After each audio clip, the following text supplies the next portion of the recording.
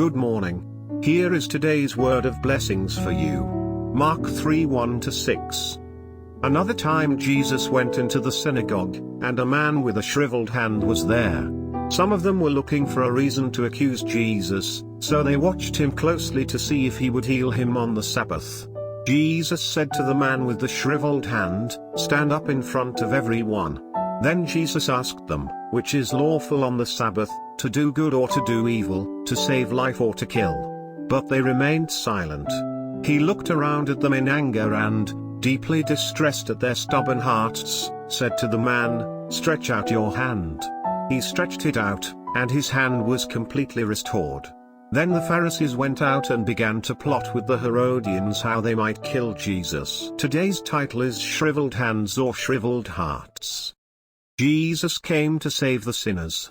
His eyes are always on the mission. Jesus came to heal. He never turned his eyes away from the hurts and pains of the people that he encountered. That was a pattern of his behaviors. Isn't that so heartwarming? Doesn't it even melt the disinterested or icy cold hearts? But it doesn't seem that was always the case. Some people were bent on finding fault with him. Unfortunately, they had to do that from some good works of Jesus because Jesus always does good. Imagine someone trying to find out something bad in the middle of the very manifestation of God's goodness.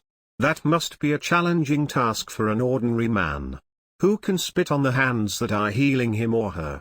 Today's passage is generally known as a miracle of Jesus healing a man of shriveled hands. Jesus healed the man with a shriveled hand despite the apparent presence of the people who were bent on finding fault with him.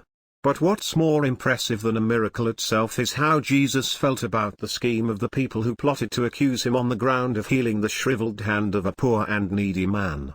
Verse 5 shows how Jesus felt about them. He looked around at them in anger and, deeply distressed at their stubborn hearts. What troubled the mind of Jesus greatly at this scene was not the shriveled hand of a man but the shriveled hearts of the people who were looking into an excuse to accuse him when everyone else was marveled and blessed at the manifestation of God's power and grace. The impact of the gracious miracle on the shriveled hand and shriveled hearts was also totally opposite. The shriveled hand was completely healed. The man went home filled with gratitude and faith in God. But those people with shriveled hearts went out from there with even more hardened hearts.